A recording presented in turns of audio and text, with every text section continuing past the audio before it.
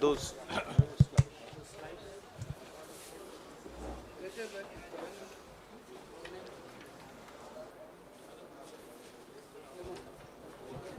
Who else? नमस्कार साथियों, इस विशेष प्रेस वार्ता में आप सभी का स्वागत है। एक अत्यंत महत्वपूर्ण मुद्दे पर अभी राहुल जी आपको संबोधित करेंगे। Rahul ji. Are they going to put this stuff up here? Srivatsa, are you putting this up here? नमस्कार, कैसे हैं? आप थोड़े शेल शॉक्ड लग रहे हो। ये कांग्रेस पार्टी ने क्या कर दिया, कैसे कर दिया?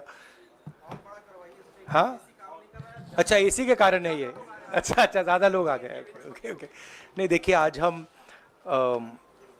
बड़ी इंपॉर्टेंट चीज के बारे में आपको कहना चाहते हैं। पहली बार हमने नोट किया कि चुनाव के समय प्रधानमंत्री ने, होम मिनिस्टर ने और फाइनेंस मिनिस्टर ने स्टॉक मार्केट पर टिप्पणी दी। प्रधानमंत्री ने 2-3 बार 4 बार देश को कहा कि स्टॉक मार्केट तेजी से आगे बढ़ने जा रही है। होम मिनिस्टर ने सीधा कहा कि 4 जून को स्टॉक मार्केट आसमान में जाएगी, लोगों को खरीदना चाहिए। और यही मैसेज फाइनेंस मिनिस्टर ने दिया। फर्स्ट, ये आज थोड़ा हम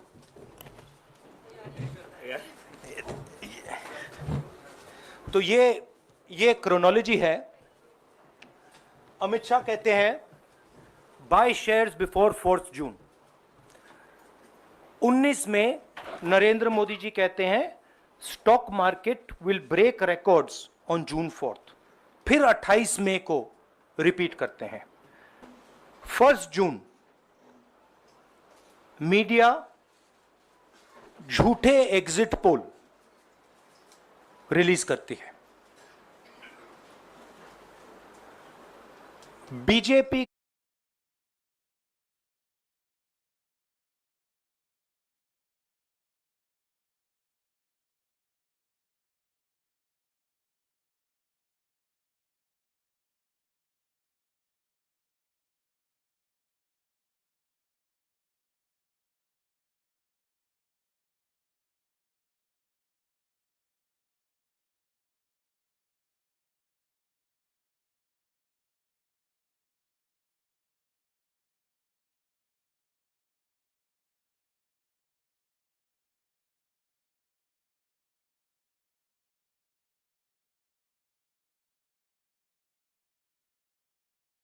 का ऑफिशियल जो इंटरनल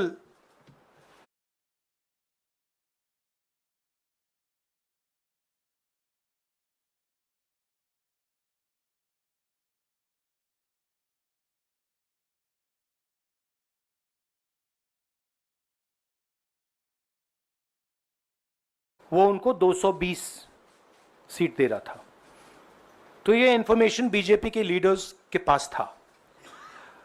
इंटेलिजेंस एजेंसीज ने 200 और 220 के बीच में सरकार को बताया था कि उनकी सीट्स आ रही हैं। 3 जून को स्टॉक मार्केट सारे रिकॉर्ड तोड़ देता है और 4 जून को खटाक से स्टॉक मार्केट अंडरग्राउंड चला जाता है। अगला स्लाइड दिखाइए जरा। ये देखिए, 31 मई massive stock activity, more than double what was there on 30th, more than double what was there on 29, 28। ये अनोमली देखिए, ये कौन लोग हैं? ये वो लोग हैं जो जानते हैं कि कोई ना कोई घपला हो रहा है। हजारों करोड़ रुपए यहां पे इन्वेस्ट हुए हैं, फॉरेन इन्वेस्टर्स ने इन्वेस्ट किए हैं, और उसके बाद 30 लाख करोड़ रुपए का लॉस होता है। किसका लॉस होता है? रिटेल इन्वेस्टर्स का लॉस होता है। तो ये जो आप देख रहे हैं, हिंदुस्तान की स्टॉक मार्केट की हिस्ट्री का सबसे बड़ा स्कैम है, और इसके बारे में हम कुछ सवाल पूछना चाहते हैं। पहला सवाल, why did PM and HM give specific investment advice to the 5 crore families investing in the stock market? Is it their job to give investment advice? Second, why both interviews were given to the same media house owned by the same business group, which is also under SEBI investigation for manipulating stock market? Third, what is the connection between the BJP, the fake exit pollsters, and the dubious foreign investors who invested one day before the exit polls were announced and made a huge profit at the cost of 5 crore families? We demand a JPC into this. We are absolutely convinced that this is a scam. Somebody has made thousands of crores of rupees at the cost of Indian retail investors, and the Prime Minister and the Home Minister have given an indication to buy. And this is a criminal act. So we demand today a joint parliamentary committee to investigate this. मैं हिंदी में बोल देता हूं। प्रधानमंत्री ने देश की जनता को इन्वेस्टमेंट एडवाइस क्यों दी, और 5 करोड़ परिवारों को जो इन्वेस्ट करते हैं उनको प्रधानमंत्री ने, होम मिनिस्टर ने स्टॉक खरीदने का आदेश क्यों दिया? दूसरा, दोनों इंटरव्यूज जो किए गए थे वो अदानी जी के जो चैनल्स हैं उनको दिए गए थे, उन पर सेबी का इन्वेस्टिगेशन हो रहा है, तो उन चैनल्स का क्या रोल है? और बीजेपी के बीच में जो फेक एग्जिट पोलस्टर्स हैं और ये जो फॉरेन इन्वेस्टर्स हैं, इनके बीच में क्या कोई रिश्ता है, और अगर रिश्ता है तो क्या है?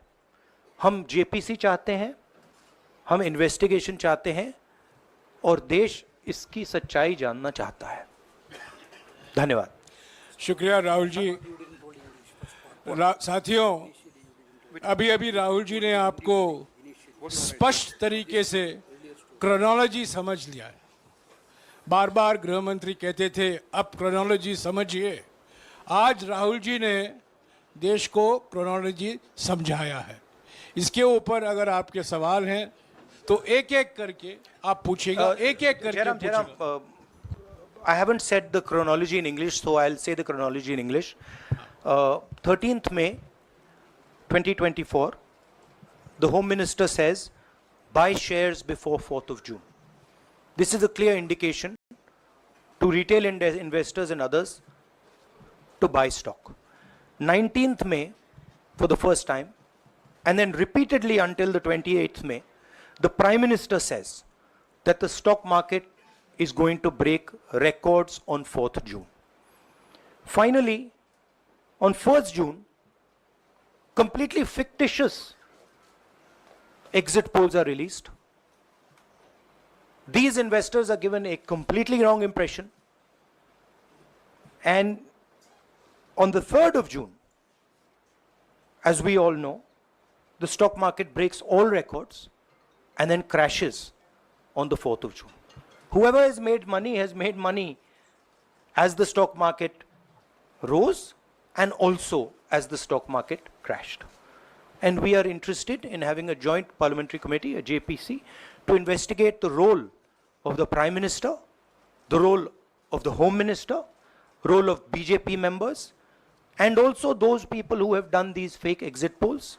And finally, we want to understand who are the people, these foreign investors, who did these trades. So we want an investigation for that. शुक्रिया राहुल जी। हाँ संजय। राहुल जी, इससे पहले भी आपने अदानी इशू पे जेपीसी पिछली लोकसभा में मांग की थी, तो क्या आप चाहेंगे कि ये इशू और हिंडनबर्ग इशू दोनों कंबाइन हो और दोनों की जांच हो? ये जो इशू है, this is a broader issue than just the Adani issue. It is connected to the Adani issue, but this is a much broader issue. This is directly the Prime Minister of India, Home Minister, who are privy to data on actual election results, who have IB reports, who have their own data, who are advising retail investors to buy stock on the floor. This has never happened before. And by the way, the Prime Minister has never commented on stock market before this. This is the first time the Prime Minister has commented, very interestingly, and multiple times, one after the other, saying that stock market is going to boom, stock market is going to boom, stock market is going to boom. And at the same time, he has information that the exit polls are wrong. He has information that he knows what is going to happen because he has IB data and he also has his own party data. हाँ जी रवि। राहुल जी, मेरा सवाल यही है कि जी news ने भी ये सारी चीज़ बताई है जनता को कि कई चैनलों ने मिलकर ये सब चीज़ किया है, जिस तरह से एग्जिट पोल करके लोगों को गुमराह किया है, जिस तरह से शेयर बाजार में सारा कुछ हुआ है। जी न्यूज़ ने भी इस मामले को उठाया है और बताया है, और आपके कहने का सीधा अर्थ है कि अडानी को इसका फायदा उठाने के लिए किया गया है? नहीं, मेरा कहने का ये अर्थ है कि उसमें अदानी इन्वॉल्व हो सकता है, मगर ये अदानी से बहुत बड़ी चीज़ है। इसमें बीजेपी के सबसे बड़े नेताओं ने कहा है, रिटेल इन्वेस्टर्स को मैसेज दिया है कि आपको स्टॉक खरीदना चाहिए। उनके पास इंफॉर्मेशन थी कि एग्जिट पोल्स गलत हैं, उनके पास इंफॉर्मेशन थी कि बीजेपी को फुल मेजॉरिटी नहीं मिलने वाली है, और वो जानते थे 3 जून को और 4 जून को क्या होने वाला है। कितने का? 30 लाख, कितना 30 लाख करोड़ का नुकसान हुआ है। कितने का? 30 लाख करोड़ रुपए का नुकसान हुआ है और हजारों लाखों करोड़ रुपए का चुने हुए लोगों को फायदा हुआ है। और हम इंक्वायरी चाहते हैं प्रधानमंत्री पर, होम मिनिस्टर पर, जिन्होंने एग्जिट पोल किया उन पर, और ये जो फॉरेन इन्वेस्टर्स हैं उन पर। हाँ शेमिन।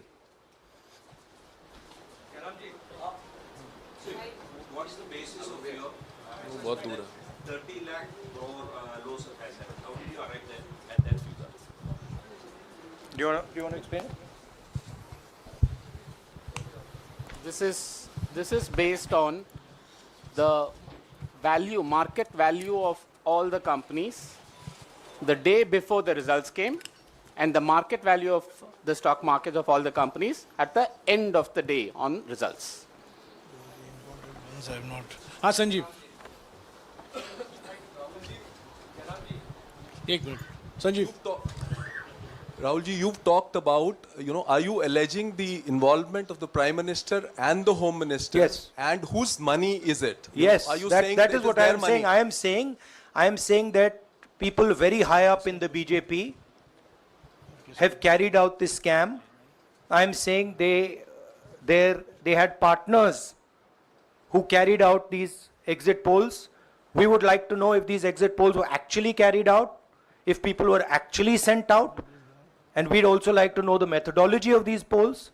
We'd like to understand who these investors are. We have some sense of who these investors are. So we are not just speaking out of the air. We are confident that if an investigation is done, interesting things will be revealed. And we think the Prime Minister and Home Minister are directly involved in this. हाँ Siddharth. Companies की भी आपको लगता है जांच होनी चाहिए जिनके शेयर बहुत अप गए, जिनके सबसे ज्यादा शेयर खरीदे गए और जिनके शेयर उसके बाद में बीच में बेचे भी गए, तो उन कंपनीज का भी को भी इस दायरे में आना चाहिए, आपको लगता है? हमारा कहना है कि यहाँ पे बड़ा क्लियर है कि स्कैम हुआ है। प्रधानमंत्री ने डायरेक्टली कहा है, होम मिनिस्टर ने डायरेक्टली कहा है, इंडिकेट किया है जनता को कि स्टॉक मार्केट ऊपर जाएगी। होम मिनिस्टर ने तो साफ कह दिया कि खरीदना चाहिए। और जब प्राइम मिनिस्टर और होम मिनिस्टर और फाइनेंस मिनिस्टर ऐसी बात करते हैं तो उसका रिएक्शन आता है, लोग उसको बिलीव करते हैं। तो बिल्कुल क्लियर है कि इन तीन लोगों ने कहा है। यह भी क्लियर है कि इनको मालूम था कि रिजल्ट 400 का नहीं है, 300 का भी नहीं है। तो यह हम पता लगाना चाहते हैं, उसमें आप जो कह रहे हो वो भी शामिल है। राहुल जी, ब्रह्म प्रकाश दुबे, इंडिया डेली लाइफ से। मेरा सवाल ये है कि जो आपने बताया है इतना बड़ा स्कैम है, पहले भी आपने कई मामले उठाए हैं, जेपीसी की मांग पहले नहीं मांगी गई है, तो क्या आपने कहा ये आपराधिक मामला है, क्या कोर्ट में जाएंगे या पुलिस में शिकायत दर्ज करेंगे, क्योंकि आप कह रहे हैं बहुत बड़ा घोटाला है ये? नहीं भैया, मैंने अभी आपको शिकायत दर्ज करेंगे क्योंकि आप कह रहे हैं बहुत बड़ा घोटाला है ये? नहीं भैया, मैंने अभी आपको बोला हम जेपीसी डिमांड कर रहे हैं, इन्वेस्टिगेशन डिमांड कर अगर रहे नहीं मांगते तो पुलिस में, कोर्ट में जाएंगे?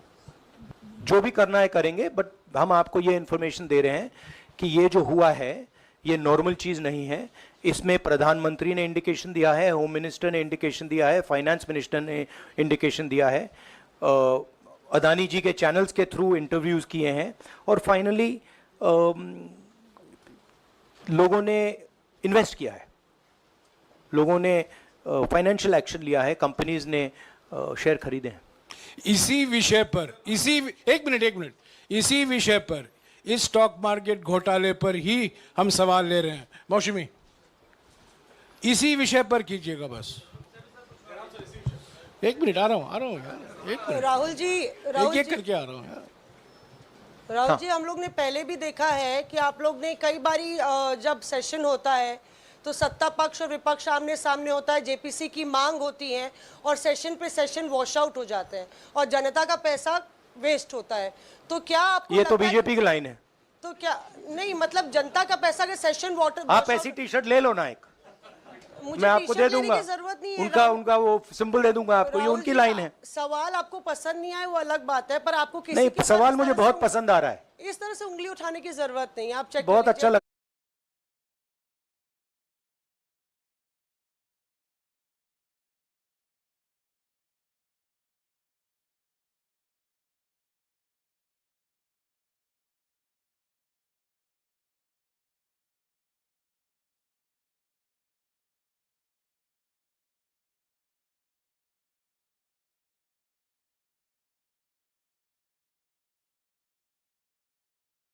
बोलिए, बीजेपी का बैच पहनने की आप जरूरत सवाल नहीं। पूछे ना, सवाल नहीं, आपको भी जयराम साहब ये बोलना चाहिए, नहीं, सवाल गलत पूछिए, बात है। सवाल पूछे। मेरा बस ये सवाल था कि जेपीसी की मांग पे कई बारी कामकाज ठप हो जाता है, तो क्या आपको लगता है कोई और भी राह आप लोग सड़क की राह इख्तियार कर सकते हैं, क्योंकि ये आम आदमी का पैसा है? ठीक, हम जनता को एक रियलिटी बता रहे हैं कि यहाँ पे क्लियरली एक स्कैम हुआ है। यहाँ पे प्राइम मिनिस्टर ने इंडिकेट किया है, यहाँ पे होम मिनिस्टर ने इंडिकेट किया है, यहाँ पे फाइनेंस मिनिस्टर ने इंडिकेट किया है। नॉर्मली बीजेपी की ये पोजीशन होती है कि जब भी हम कोई मुद्दा उठाते हैं तो हम पार्लियामेंट का टाइम वेस्ट कर रहे हैं। वही पोजीशन आपने अपनाई है, इसीलिए मैंने आपसे कहा कि देखिए आप बीजेपी की पोजीशन ले रही हैं। रियलिटी, एक सेकंड, रियलिटी ये है कि हम जेपीसी करवाएंगे। अब ऑपोजिशन में बहुत ज्यादा ताकत है, बहुत ज्यादा स्ट्रेंथ है, और पूरा जो पार्लियामेंट की सिचुएशन है वो बदल गई है। हाँ जैनेंद्र, राहुल जी, जेपीसी की मांग जो आपने की है वो तो पार्लियामेंट सेशन में होगी, लेकिन ये जो आम निवेशक हैं देश भर के जिनका 30 लाख करोड़ डूबा है, उनमें कर्नाटक के, तेलंगाना के, हिमाचल के भी लोग होंगे। तीनों राज्यों में आपकी सरकार है, क्या राज्य की जो जांच एजेंसी है उसके जरिए आप जो उन राज्यों के निवेशकों का कम से कम पैसा डूबा है, ये जो आप पूरे नेक्सस की बात आप कर रहे हैं, गुमराह करने की बात कर रहे हैं, क्या वहां से कोई कार्रवाई की हम उम्मीद कर सकते हैं? सोचा जा सकता है, बट ऐसी चीज के लिए शायद जेपीसी सही औजार होगा। हाँ Ranjita, last question, Ranjita, okay, Mohit is asked, Ranjita यार आप पूछते रहे। मोहित चलो। आपको ऐसे सर मैं इज अपसेट सर मैं मोहित आपने मोहित हूँ न्यूज नेशन से। मैं जानता हूँ सर, लगातार पिछले घोटालों में भी आपने जेपीसी की बात की थी, आपने हर जांच की बात की, और ये एक बड़ा घोटाला सामने आया, इसमें भी आप जेपीसी की मांग कर रहे हैं। कितनी उम्मीद है कि ये लोग जेपीसी की ये लागू करेंगे? आपको क्या लगता है कि ये जेपीसी लागू करने वाले, अगर नहीं करेंगे फिर क्या करेंगे आप लोग? नहीं, हम प्रेशर लगाएंगे, डालेंगे, बट मुझे लगता है कि जो पहले राजनीतिक सिचुएशन थी, जिस इम्प्यूनिटी के साथ प्रधानमंत्री पहले काम करते थे, मुझे लगता है वो अब खत्म हो गया है, तो दूसरा नतीजा आएगा। राहुल जी, ये आखिरी है क्या और दो लेंगे? ये आखिरी है, आखिरी। नहीं, आखिरी हो गया, इन्होंने कह दिया आखिरी। ओके, रंजीता।